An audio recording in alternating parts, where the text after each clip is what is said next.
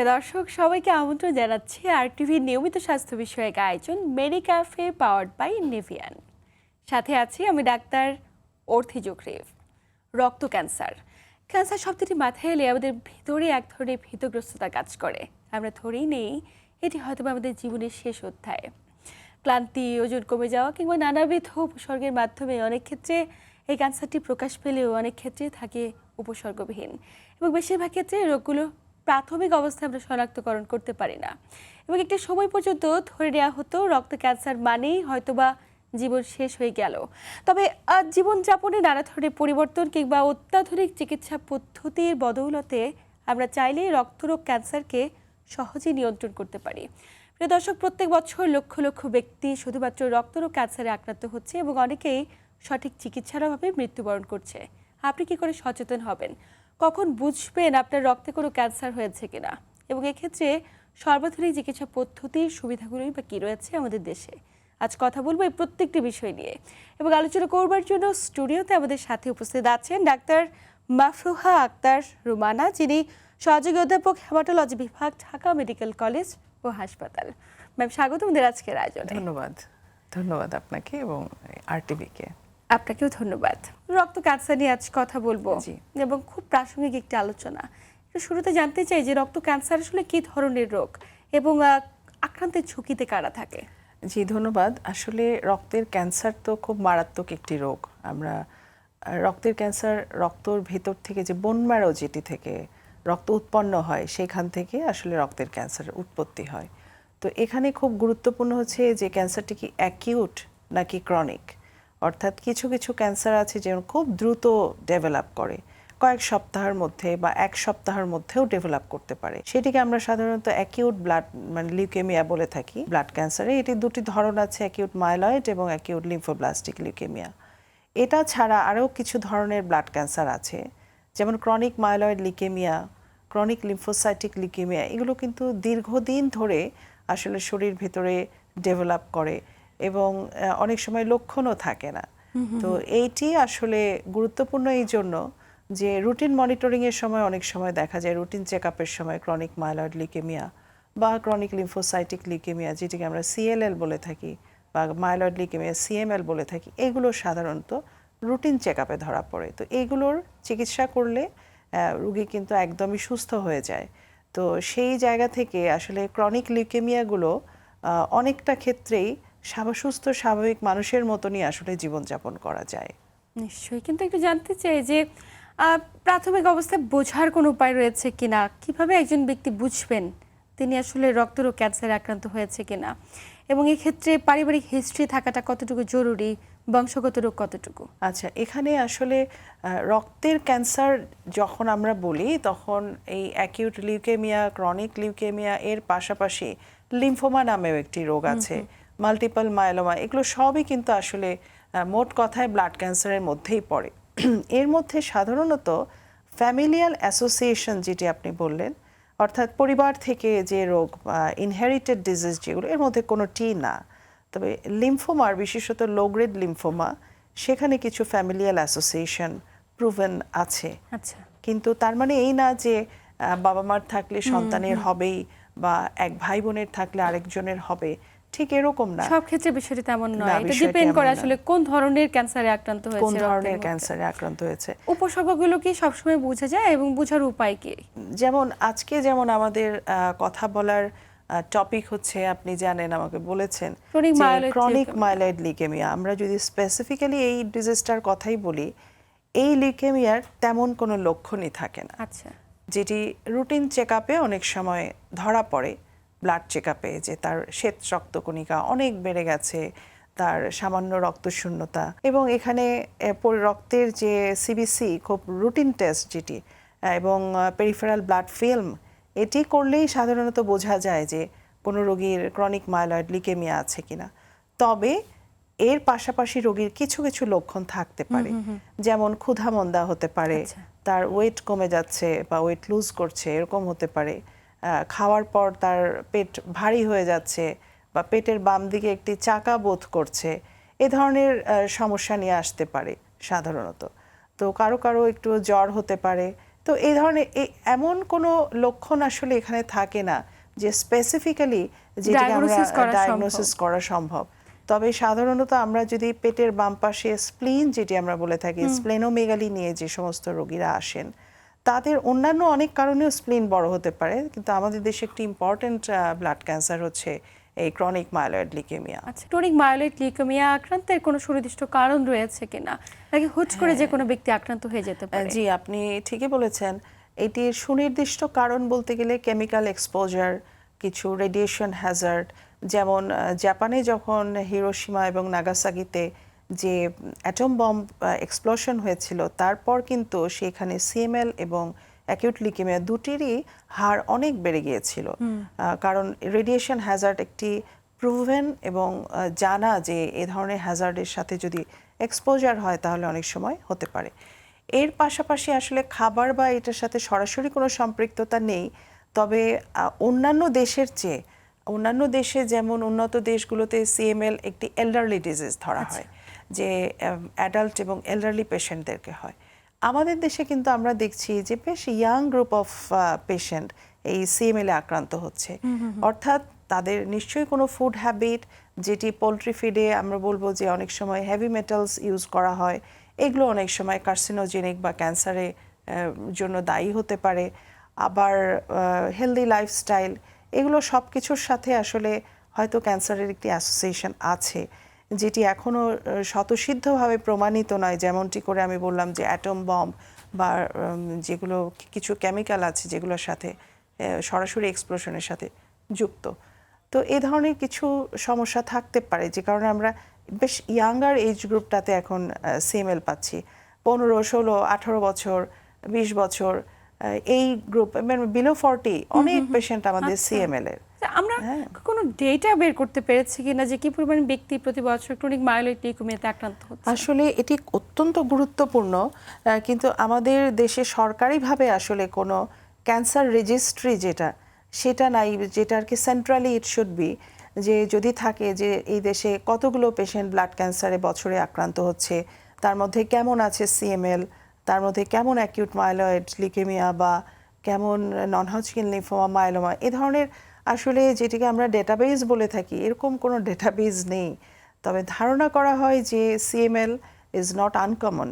CML যথেষ্ট আমরা হিমাটোলজিক্যাল প্র্যাকটিসে যথেষ্ট একটা common disease chronic myeloid leukaemia. এবং খুব বলছিলেন যে আমরা সচেতনতার সাথে এই কথাটি দর্শকদের জানাতে চাই যে এখন তরুণ বয়সেই অনেক বেশি ক্রনিক মাইলয়েড লিউকেমিয়াতে আক্রান্ত হয়ে যাচ্ছে।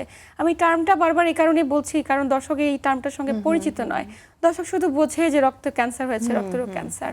একটু জানতে চাই যে সুনির্দিষ্টকরণ করব কি করে আমরা, এবং কখন আসলে রোগীরা আপনাদের শরণাপন্ন হয়, কোন উপসর্গগুলো নিয়ে, অন্য কোনো ডিজিজ ডায়াগনোসিস করতে গিয়ে, নাকি বাস্তব চিত্রটা আসলে কি রকম? ক্রনিক মাইলয়েড লিউকেমিয়া কিন্তু বেশিরভাগ সময় আমাদের কাছে আসে পেশেন্ট রেফার্ড হয়ে, যেমন হয়তো অন্য কোনো কারণে তাকে ব্লাড টেস্ট করে, যে কোনো অসুস্থতার জন্যই কিন্তু রক্তের সিবিসি একটি গুরুত্বপূর্ণ পরীক্ষা।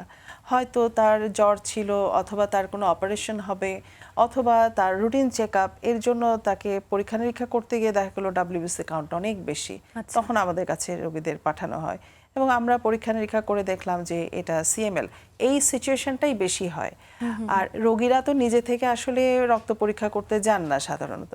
তবে আমার মনে হয় যে সিএমএল যদি কারো আছে কিনা এটা দেখতে হলে বছরে যদি একবার অন্তত সিবিসি পরীক্ষা করে, তাহলে কিন্তু রুটিনলি যদি করা যায়, তাহলে এটা আর কি বোঝা যাবে যে কোন সময়টাতে তার সিএমএল হচ্ছে বা আদৌ আছে কিনা। তারপরে রেগুলার স্ক্রিনিং করার কোনো অল্টারনেটিভ কিছু নেই? আসলে এই ডিজিজটা এমন যে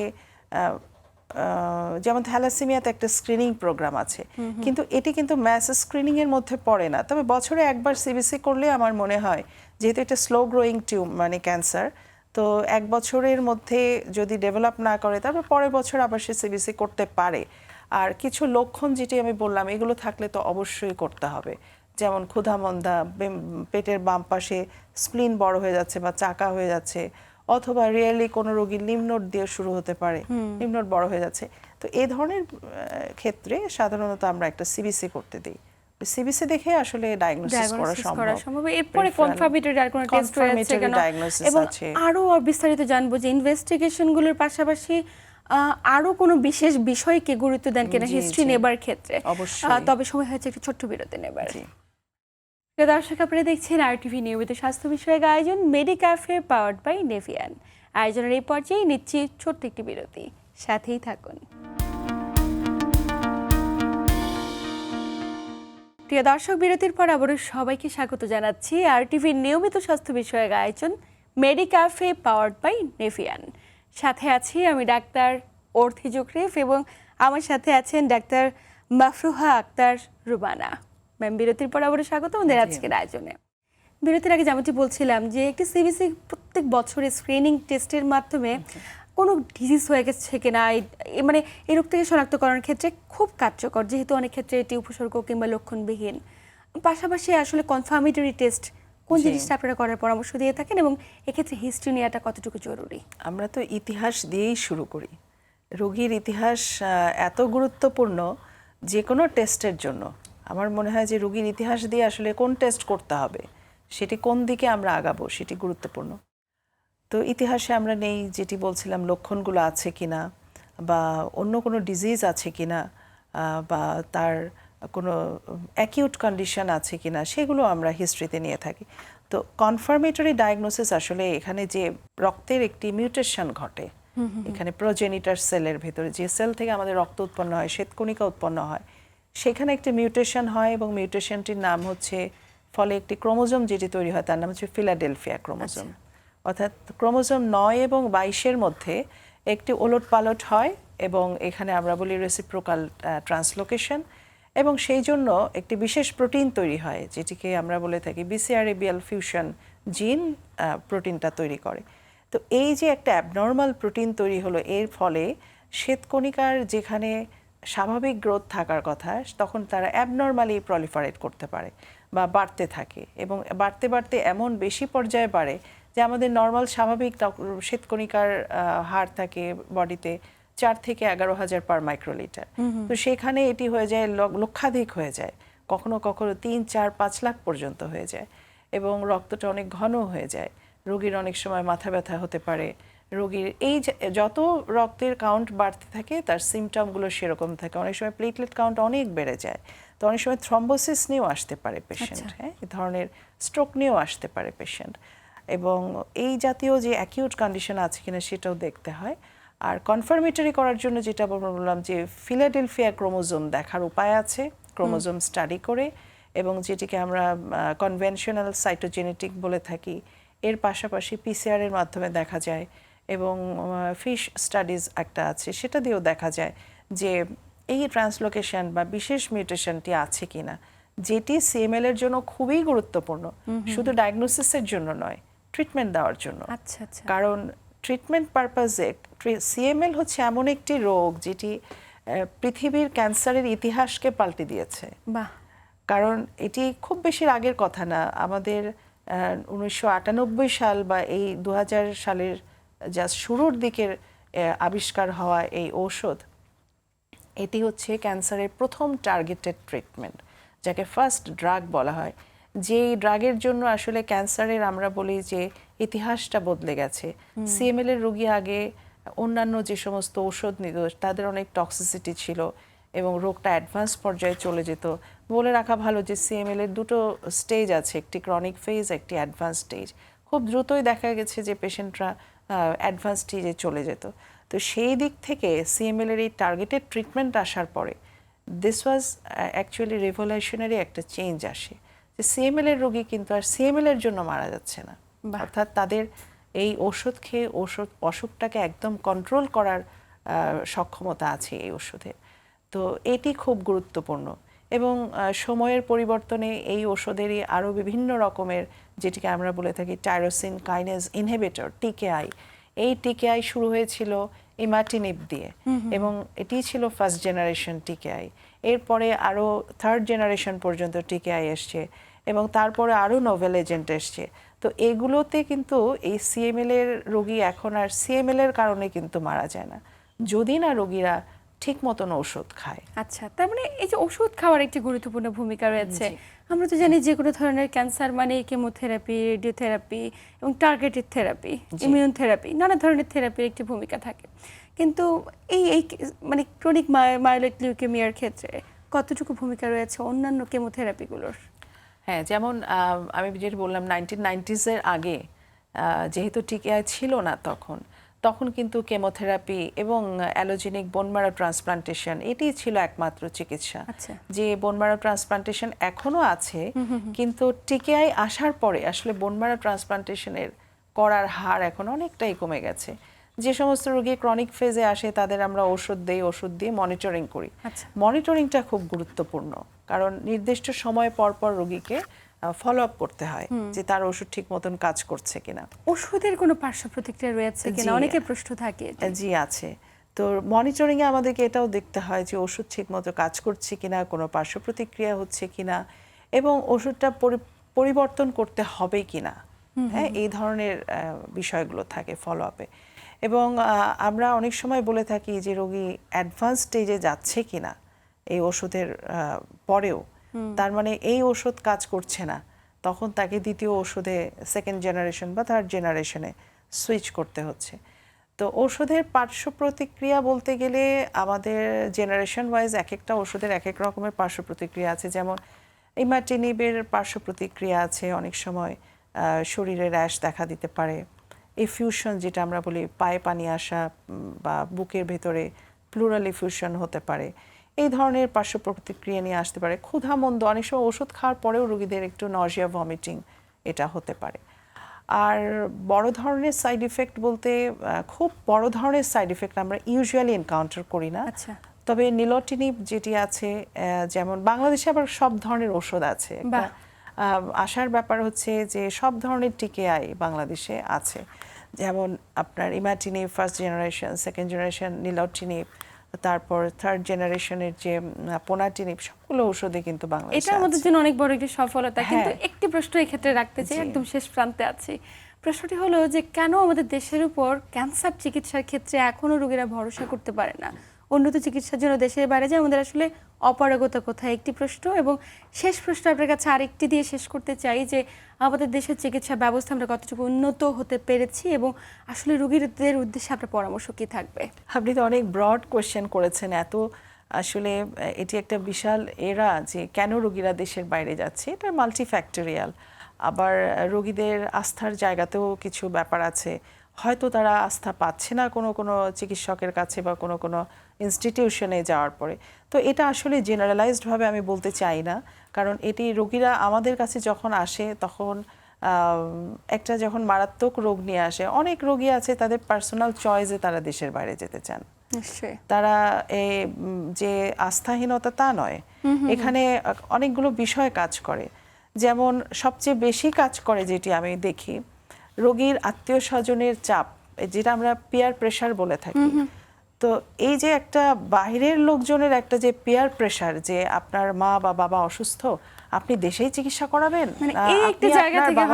আপনার সন্তানের জন্য why not you are moving to abroad, এটাই বেস্ট। মানুষের একটা ধারণা, grass is green always on the other side. হ্যাঁ, তো এটা আমি বলবো যে এটা মানসিকতার ব্যাপার।